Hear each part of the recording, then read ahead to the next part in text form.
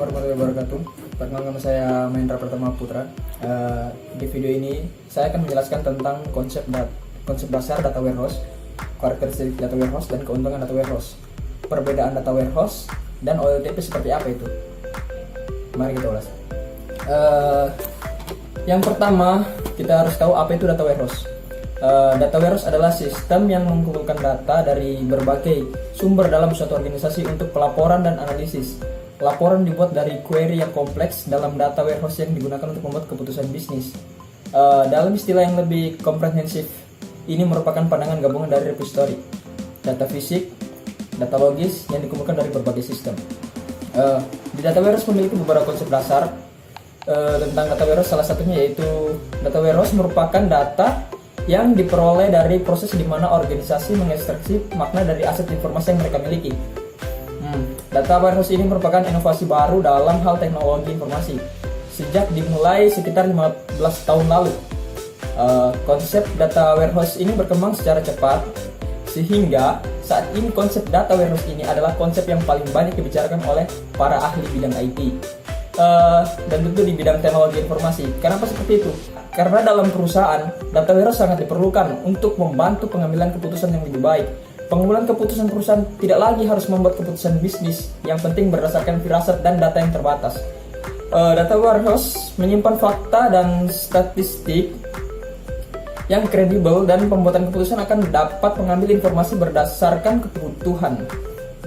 Selain membantu membuat keputusan yang strategis, data warehouse juga memiliki peran yang penting dalam segmentasi pemasaran, manajemen inventaris, manajemen keuangan, dan penjualan. Keren bukan? Kemudian data warehouse juga memiliki karakteristik, yaitu yang pertama itu berorientasi subjek, yang dimaksud tempat penyimpanan datanya berdasarkan subjek, bukan berdasarkan aplikasi. Subjek merupakan bagian dari suatu perusahaan.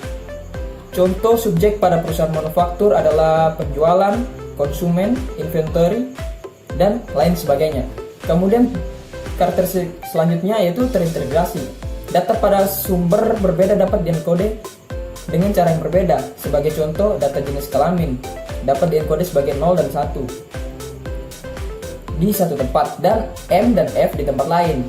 Kemudian memiliki dimensi waktu, yaitu time variant. Di dalam data warehouse sering disimpan macam-macam waktu, seperti waktu suatu transaksi terjadi, dirubah atau dibatalkan. Kapan efektifnya itu, kapan masuk ke komputer, kapan masuk ke data warehouse, juga hampir selalu disimpan versinya.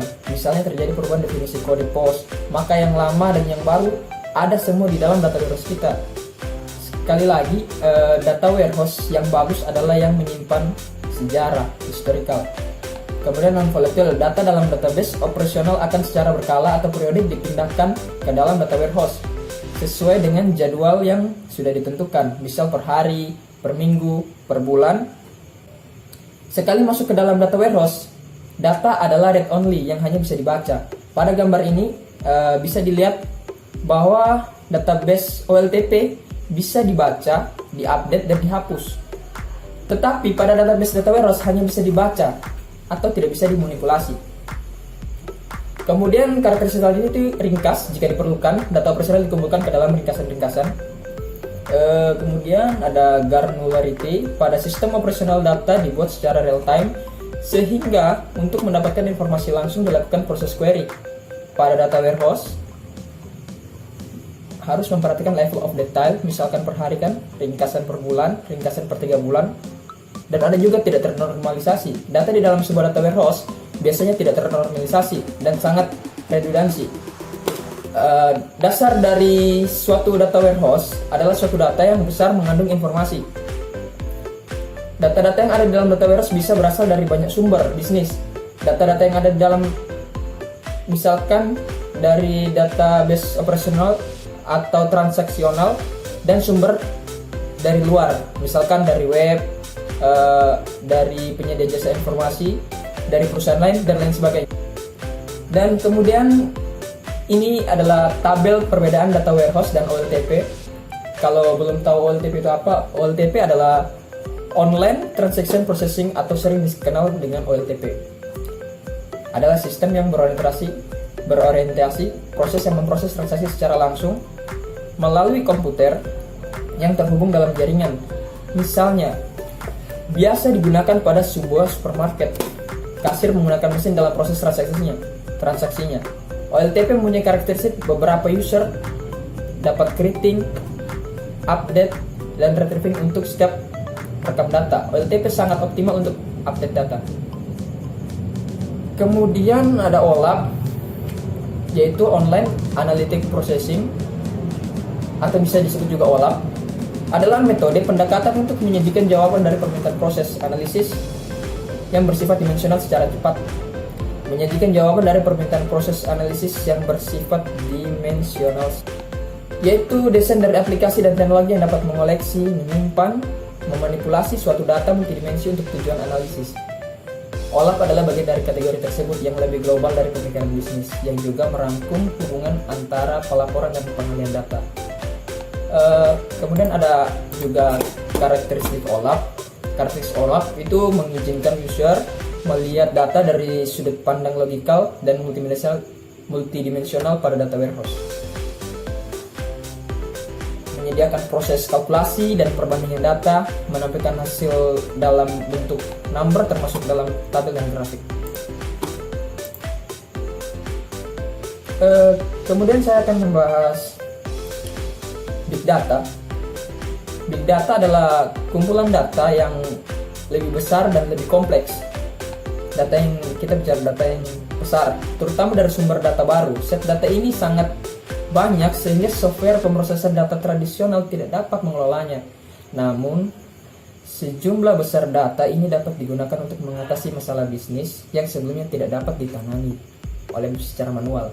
Makanya salah satu penjelasan paling mudah dimengerti tentang Big Data adalah pengumpulan dan penggunaan informasi dari berbagai sumber untuk membuat keputusan yang lebih baik. Big Data bisa dibilang sebagai konsep tentang kemampuan kita untuk mengumpulkan, menganalisa, dan mengerti jumlah data yang cukup besar yang datang setiap harinya.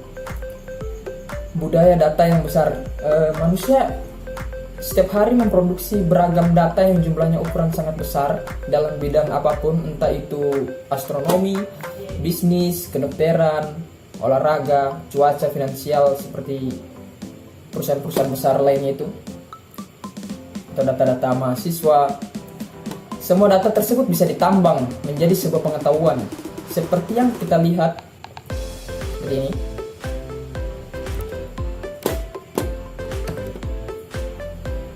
Kita lihat dari data menjadi sebuah informasi, dan dari informasi menjadi sebuah pengetahuan, seperti piramid. Dengan pengetahuan tersebut, manusia dapat melakukan estimasi dan prediksi apa yang terjadi di depan, melakukan analisis tentang asosiasi, korelasi, dan pengelompokan antar data dan atribut. Membantu pengambilan keputusan dan pembuat kebijakan. Ini adalah contoh-contoh data yang dirubah menjadi pengetahuan, yaitu seperti data kampus yang akan digunakan untuk memprediksi kelulusan mahasiswa. Ada juga contoh data di KPU untuk memprediksi calon legislatif di DKI Jakarta dan lain sebagainya. Sekira sekian ulasan dari saya mengenai materi-materi yang kita bahas tadi tentang OLAP, OLTP, data warehouse, karakteristiknya, dan macam sebagainya tadi. Jika ada salah kata atau penjelasan yang kurang berkenan, mohon dimaafkan. Sekian dan terima kasih.